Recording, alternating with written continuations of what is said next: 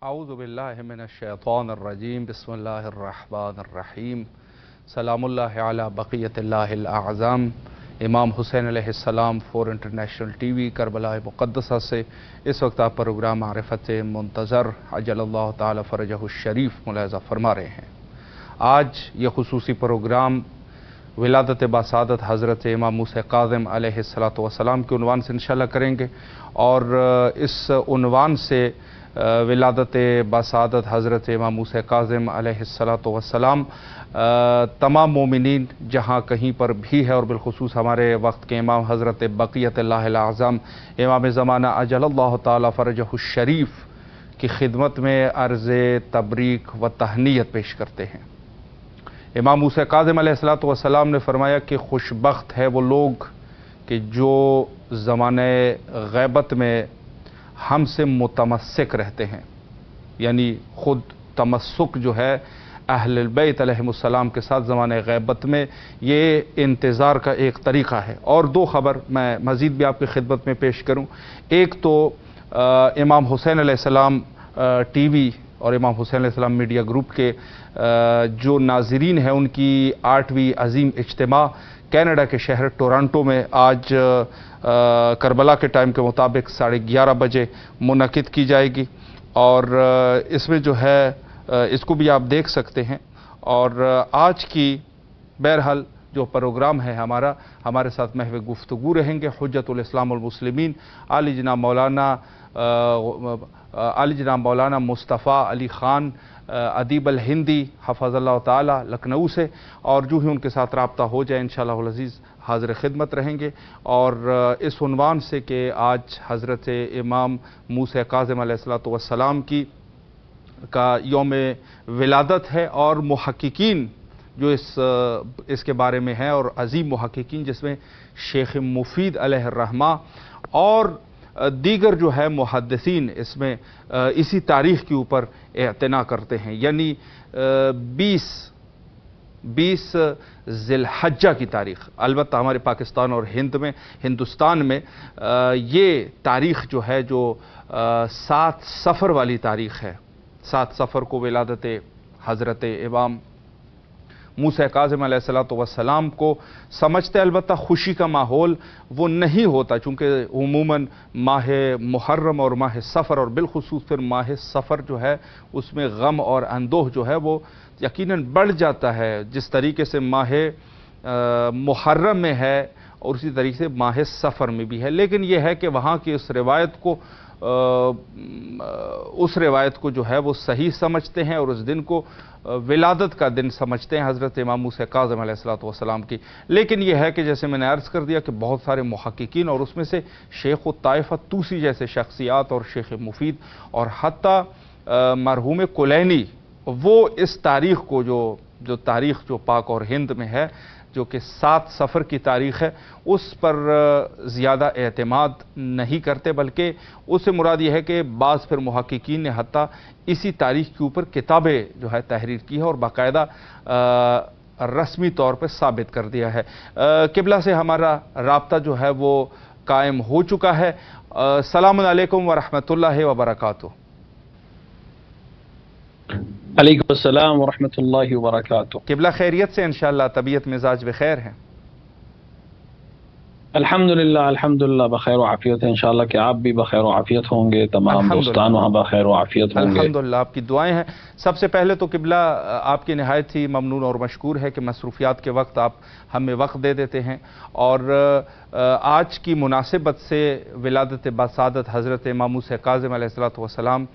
इस उन्वान से आपकी खिदमत में अर्ज़ तबरीक व तहनीयत पेश करते हैं। और चूँकि वक्त जो है क़िबला मुख्तसर है तो मैं आपकी इजाज़त से सवालात की तरफ भी जाना चाहूँगा और पहला सवाल इसी उन्वान से करूँगा कि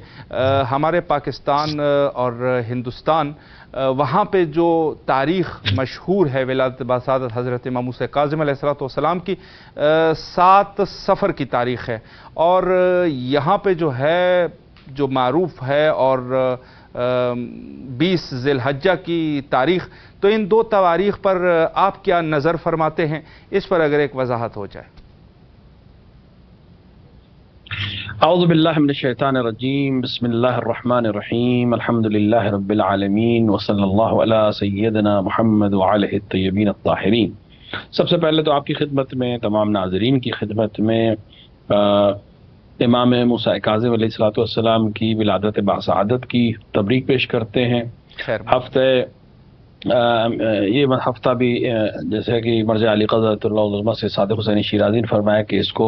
بعنوان ہفتہ امام موسیٰ کاظم میں منانا چاہیے، اس کی بھی تبریک پیش کرتے ہیں۔ غدیر ابھی 3 ہی دن گزرے ہیں، بلکہ اگر تاریخ کو دیکھا جائے تو آج کے دن تک رسول نے غدیر میں ہی قیام کیا تھا اور لوگوں نے امیر المومنین کے ہاتھ پر بیعت کی تھی، تو لہٰذا اس عنوان سے بھی غدیر کی تبریک اور تہنیت پیش کرتے ہیں اور بارگاہ الہی میں دست دعا ہے کہ وہ ہمیں واقعی صحیح معنوں میں غدیری قرار دے اور ثقیفہ اور اہل ثقیفہ سے دور رکھے۔ جہاں تک امام موسیٰ کاظم علیہ الصلوۃ والسلام کی تاریخ ولادت کا مسئلہ ہے تو یہ ایک تاریخی حقیقت ہے، اور تقریباً اگر ہمارے اہل تحقیق افراد یا مومنین جو تھوڑا سا تحقیق کرتے ہیں یا ذوق تحقیق رکھتے ہیں یا ذوق مطالعہ رکھتے ہیں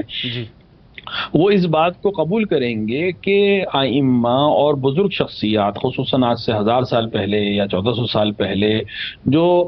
لوگ اس دنیا میں آئے اور انہوں نے زندگی گزاری، ان کی تاریخ پیدائش رقم ہو جانا خود اپنے آپ میں ایک معجزہ ہے۔ وَإِلَّا آج اس دور میں جہاں اتنی ہمارے پاس انفارمیشن ہے، ٹیکنالوجی ہے، لیکن اگر آپ ابھی بھی اپنے ہندوستان اور پاکستان کی میں بات کروں اگر تو بہت سے ایسے آپ کو بزرگ مل جائیں گے جن کو اپنی صحیح تاریخ ولادت معلوم نہیں ہوگی۔ اب پاسپورٹ پہ کچھ درج ہے، شناختی کارڈ پہ کچھ درج ہے، لیکن صحیح ان کو تاریخ شاید یاد بھی نہ ہو، اپنے گھر والوں کو کی تاریخ ولادت لوگوں کو یاد نہیں رہتی ہے۔ تو یہ خود اپنے آپ میں آج اس دور میں جب انفارمیشن کا زمانہ ہے، ہر چیز ثبت ہوتی ہے، ہر چیز لکھی جاتی ہے، تو لوگوں کو نہیں معلوم ہو پاتا کہ صحیح تاریخ کیا ہے۔ تو اس دور میں اگر یا کسی نے ثبت کی ہے کسی کی ولادت کی تاریخ، سال کو ثبت کیا، تو بہت بڑی بات ہے۔ اب اگر اس میں ہم غور کریں تو ہم دیکھتے ہیں کہ صرف امام موسیٰ کاظم کا مسئلہ نہیں ہے، بہت سے افراد کی تاریخ ولادت میں یا سن ولادت میں یعنی سال میں یا تاریخ میں اختلاف ملتا ہے۔ کسی نے کوئی تاریخ نقل کی، کسی نے کوئی تاریخ نقل کی، دونوں کو منانے میں کوئی حرج نہیں ہے۔ مثال کے طور پہ اگر کسی امام سے، جیسے ولادت ہی کی بات کیا ہے، شہادت کی اگر ہم بات کریں تو جناب معصومہ دو عالم کی شہادت کی جو روایات ہیں ہمارے پاس، وہ 20 سے زیادہ روایات ہیں۔ 40 دن سے لے کر تقریباً 6 مہینے تک کی روایات ہمارے پاس ہیں۔ ہم 40 دن اور 75 دن اور 95 دن والی تاریخ کو معتبر مانتے ہوئے یا زیادہ معتبر مانتے ہوئے ان میں ہم مجالس کو برپا کرتے ہیں، لیکن تاریخ دوسری بھی نقل ہوئی ہے۔ تو اسی طرح ولادت میں بھی، اب جیسے رسول اکرم صلی اللہ علیہ وآلہ کی ولادت کے سلسلے میں 9 ربیع الاول کی تاریخ بھی کتابوں میں مرقوم ہے۔ 12 ربیع الاول تو اہل سنت حضرات 12 ربیع الاول ہی کو ولادت رسول اکرم صلی اللہ علیہ وآلہ مناتے ہیں۔ ہمارے یہاں جو رائج ہے اور مشہور ہے وہ 17 ربیع الاول کی تاریخ ہے، لیکن ہماری اپنی کتب میں بھی دوسری تاریخیں موجود ہیں، صرف اہل سنت کی بات ہم نہیں کر رہے ہیں۔ اسی طرح امام موسیٰ کاظم علیہ الصلوۃ والسلام کے لیے بھی 2 تاریخیں زیادہ مشہور ہیں۔ اگر ہم بر صغیر کی بات کریں تو یہاں 7 صفر والی تاریخ کی زیادہ تاکید ہے، اور ظاہر ہے کہ جیسے کہ آپ نے اشارہ بھی کیا کہ 7 صفر چونکہ ماہ سفر ہے اور ماہ سفر کی مناسبتوں کو دیکھتے ہوئے اور جو ثقافت ہے عزاداری کی اس کو رکھتے ہوئے عام طور سے جشن کی کوئی صورت نہیں ہوتی ہے، اور ظاہر ہے اور یہ عقلی بھی ہے کہ جس گھر میں شہادت ہو اس گھر میں اگر کوئی ولادت ہوتی بھی ہے تو شہادت کو ہم مقدم رکھتے ہیں۔ لہذا وہ ماہ محرم و سفر چونکہ امام حسین علیہ الصلوۃ والسلام و اہل بیت علیہ الصلوۃ والسلام کی شہادت سے اور غم کے دنوں سے اور عزاداری سے منسوب ہے، لہذا عام طور سے 7 صفر کو جشن کا سلسلہ نہیں ہوتا، لیکن عام طور سے بر صغیر میں اس تاریخ کو ولادت کے عنوان سے لکھا گیا ہے اور مانا گیا ہے۔ لیکن اگر اس کے بالکل برخلاف اگر ہم ایران کی بات کریں یا عراق کی بات کریں، خود اگر اس وقت اگر انسان کو توفیق حاصل ہو اور سعادت حاصل ہو اور وہ کاظمین میں مشرف ہو، تو یہاں آج تاریخ بالکل جشن کا ماحول ہے اور وہاں اس تاریخ کو منایا جاتا ہے اور باقاعدہ اسی کو رسمی طور سے منایا جاتا ہے۔ لہٰذا اگر ہم تحقیق کی طرف جائیں، اگر ہم اہل تحقیق کی طرف جائیں تو جو روایات ہمارے پاس ہیں امام موسیٰ کاظم علیہ السلام کی ولادت کے سلسلے سے، اس میں تقریباً تمام محققین کا یہ لکھنا ہے کہ امام موسیٰ کاظم کی ولادت امام جعفر صادق اور ان کی والدہ جناب حمیدہ خاتون کے جب حج سے لوٹ رہی تھی تو مقام ابوا جہاں پر جناب رسالت مآب کی والدہ ماجدہ جناب آمنہ بھی دفن ہیں، اسی جگہ پر آپ کی ولادت واقع ہوئی۔ تو اگر ہم اس روایت کو جو کہ تقریباً سبھی نے نقل کی اور صحیح روایات میں سے ہے قبول کریں تو بہت زیادہ احتمال اسی 20 ذی الحجہ کا بنتا ہے، کیونکہ ظاہر ہے کہ انسان جو حج سے لوٹ رہا ہے وہ ماہ سفر تک مکے میں نہیں رکے گا، حج سے بعد وہ ماہ ذی الحجہ میں، جیسے قدیر کے وقت رسول اکرم صلی اللہ علیہ وآلہ حج کر کے لوٹ رہے تھے، عید 18 تاریخ کو آپ نے غدیر کے خم کے میدان میں ولایت امیر المومنین علیہ السلام کا اعلان کیا۔ تو امام جعفر صادق جب حج کر کے لوٹ رہے ہوں گے تو ظاہر ذی الحجہ کا مہینہ رہا ہوگا یقیناً، اور اگر ذی الحجہ کے مہینے میں مقام ابوا پر پہنچ کر یہ ولادت باسعادت ہوتی ہے تو احتمال قوی وہی 20 ذی الحجہ کا ہے۔ لہٰذا ہماری بھی کوشش یہ ہونی چاہیے، بلکہ کئی سال سے کچھ دوستان ہمارے یہ کوشش بھی کر رہے ہیں کہ ہندوستان میں بر صغیر میں خصوصاً اس تاریخ کو زیادہ رائج کرنے کی کوشش کی جائے تاکہ لوگ اس میں جشن بنا سکیں، امام علیہ السلام کی خدمت میں تبریک پیش کر سکیں، اور ماہ سفر میں جو عزاداری کا زمانہ ہے اس میں ہم عزاداری کریں، اس میں کوئی حرج نہیں۔ ہم یہ نہیں کہہ رہے کہ آپ 7 سفر کو بالکل نگلیکٹ کر دیں، اس کو بنا کر دیں یا باطل مان لیں، نہیں باطل نہ مانیں بالکل، لیکن دونوں تاریخوں میں ایک میں کم سے کم جشن ہم منا سکتے ہیں، تو کم سے کم ہم جشن کی حیثیت سے اس تاریخ کو منائیں، اور 7 سفر کو بھی اگر کسی تقویم میں لکھا ہے تو اس کو ہم مٹانے کی بات نہیں کرتے۔ دوسرا، 7 سفر کو بعض محققین خود مرجع علی قضا آیت اللہ العظمیٰ سے صادق حسینی شیرازی کا نظریہ اور اہل عراق کے نظریے کے لحاظ سے 7 سفر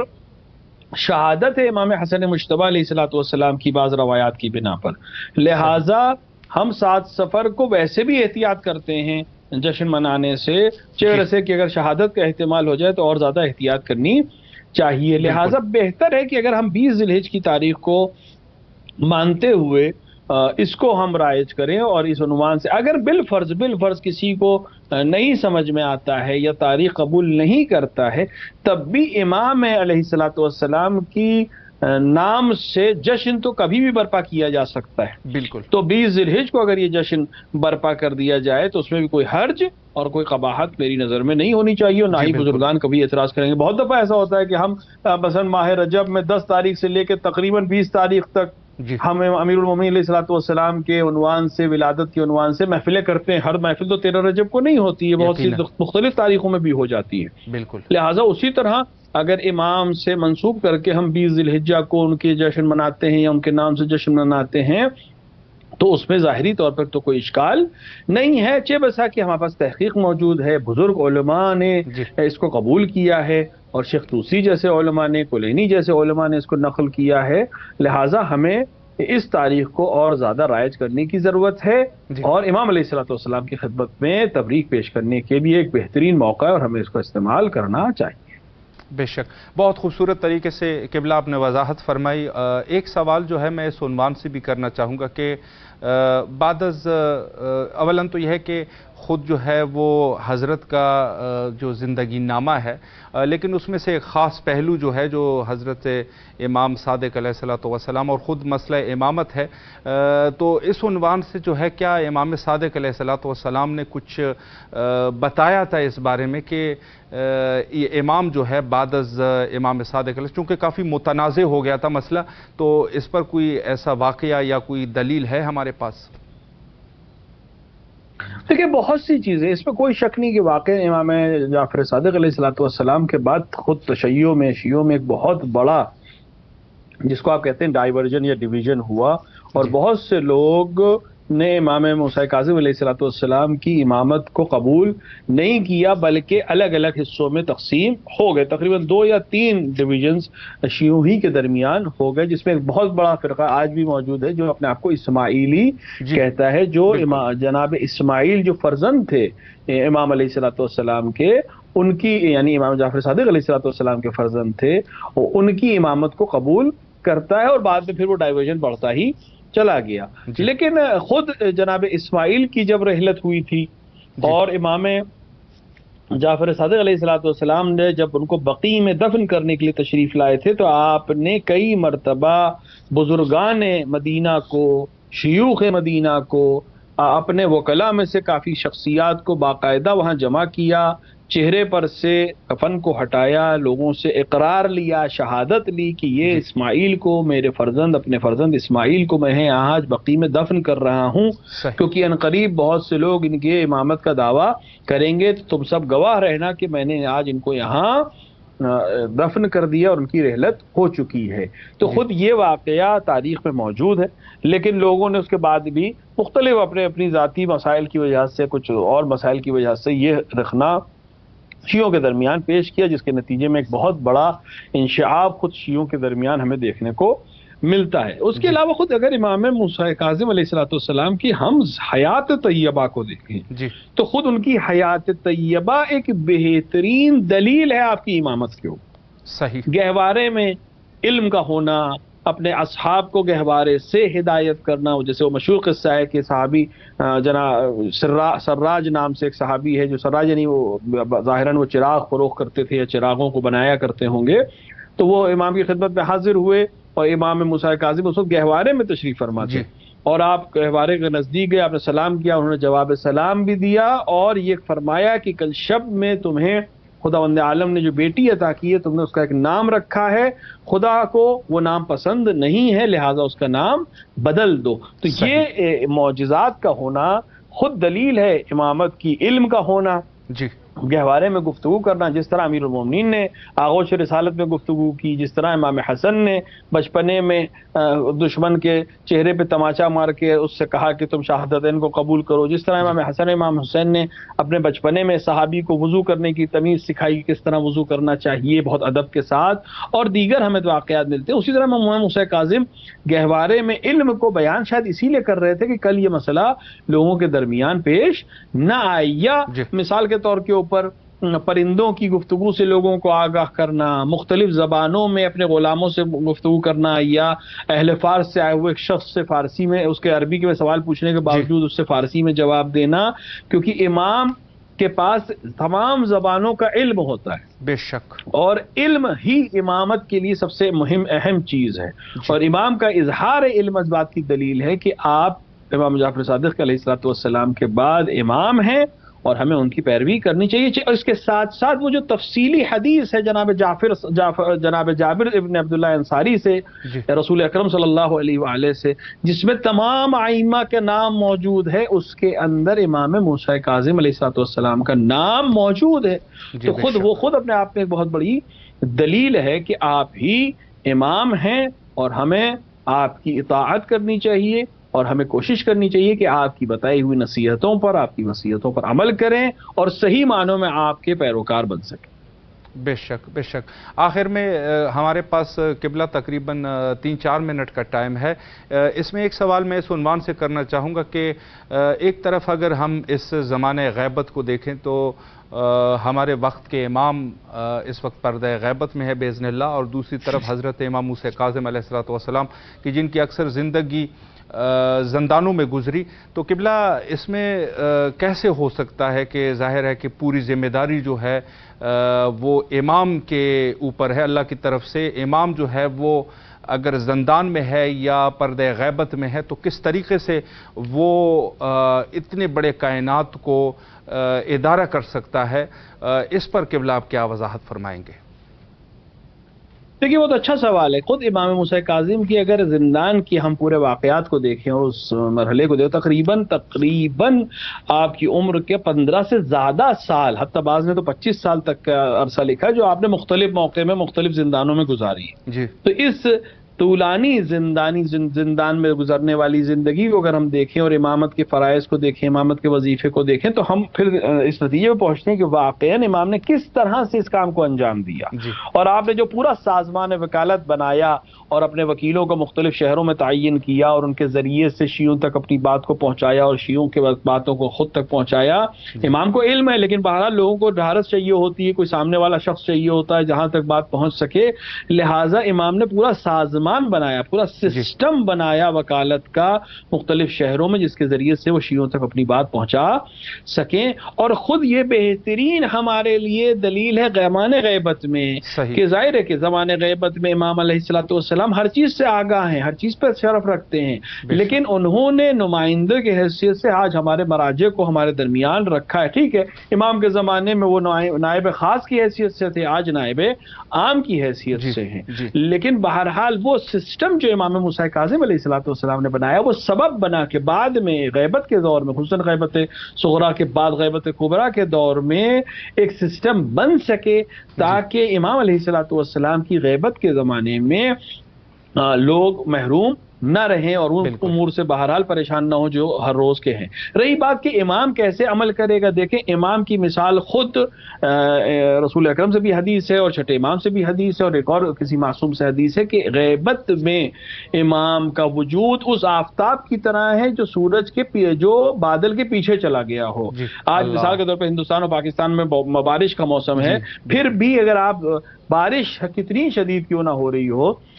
برسات کے موسم میں بھی دن کی جو روشنی ہوتی ہے وہ بہرحال انسان محسوس کر لیتا ہے۔ رات کی تاریکی الگ ہوتی ہے اور دن کی روشنی الگ ہوتی ہے، ولو سورج سامنے نہیں ہے، بہت گھنے بادل ہیں، بارش ہو رہی ہے، لیکن پھر بھی وہ نور جو ہے خورشید کا وہ اپنے ضیاء بہرحال لوگوں تک پہنچا دیتا ہے۔ لہٰذا امام زمانہ جل اللہ تعالیٰ فرجوش جن کے نور سے یہ خورشید نور لیتا ہے، جن کے وجود کے سبب سے یہ خورشید زندہ ہے اور اپنی حرکت کر رہا ہے، بالکل اسی طرح اپنی ضیاء کو، اپنے کرم کو، اپنے لطف کو لوگوں تک پہنچاتے ہیں کہ اگر حضرت نہ ہو اور حضرت کی دعا نہ ہو تو یہ زمین اپنے اہل کے ساتھ ختم اور برباد ہو جائے۔ بے شک قبلہ اللہ آپ کے توفیقات خیر میں اضافہ فرمائے۔ نہایت ہی تہ دل سے آپ کے ممنون اور مشکور ہے، آپ تشریف لائے اور نہایت ہی مہم نکات پہ آپ نے گفتگو فرمائی۔ آپ سے قبلہ اجازت چاہیں گے چونکہ وقت جو ہے وہ انتہا پر ہے، انشاءاللہ کسی اور جلسے میں میں مومنین کے لیے آپ سے وقت لینے کی کوشش کرتا رہوں گا۔ آپ سے قبلہ التماس سے دعا کرتے ہیں۔ التماس دعا فی امان اللہ، محتاج دعا فی امان اللہ۔ اللہ حافظ، اللہ حافظ۔ جی اس وقت ہمارے ساتھ موجود تھے حجت الاسلام المسلمین علی جناب مولانا مصطفیٰ علی خان ادیب الہندی حفظ اللہ تعالی، بہت خوبصورت گفتگو فرما رہے تھے اور خود جو سوالات میں نے کوشش کی کہ اعتقادی سوالات قبلہ کی خدمت میں اس مختصر وقت میں رکھے جائے، اور اس میں سے جو مہم سوال میری نظر میں وہ یہی تھا کہ خود حضرت کی امامت کے بارے میں کیا دلیل ہے، چونکہ بعد از امام موسیٰ کاظم، بعد از امام جعفر صادق علیہ الصلوۃ والسلام کافی متنازع قسم کی کیفیت جو ہے وہ ہو چکی تھی، اور لوگ جو ہے مثلا حضرت امام موسیٰ کاظم علیہ السلام کی امامت کے منکر ہو چکے تھے، اور اسماعیل اور دوسرے ایسے افراد کہ جو امامت کے دعوے کر رہے تھے، اور بہت ہی طولانی ایک تاریخ ہے، ابتدائی ایام سے ہی ایسا تھا، تو بہت اچھے طریقے سے انہوں نے جواب دیا۔ اور اس کے علاوہ اور بہت ساری چیزیں ہیں کہ جو ہمیں جو ہے وہ دیکھنے چاہیے۔ البتہ دلائل جو ہے امامت ایک ایسا مسئلہ ہے کہ جو بالکل جو ہے قرآن اور روایات سے ثابت ہے، اور روایات سے حتیٰ تمام ہمارے جتنی بھی ائمہ اطہار علیہ السلام ہے وہ ثابت ہے۔ اور یہ یقیناً بحث امامت اور بحث ولایت یہ نہایت ہی مہم مسئلہ ہے، اور ہمیں کوشش کرنی چاہیے کہ یہ مسئلہ اپنے لیے جو ہے اس کو واضح کر دے، کوئی ایسا نہ ہو کہ انسان شک اور شبہات میں پڑ جائے۔ وقت تقریباً ہمارے انتہا پر پہنچ چکا ہے، اور آخر میں حجت خدا کے ظہور کے لیے دعا کرتے ہیں، مل کے دعا کریں۔ اللہم عجل لولیک الفرج۔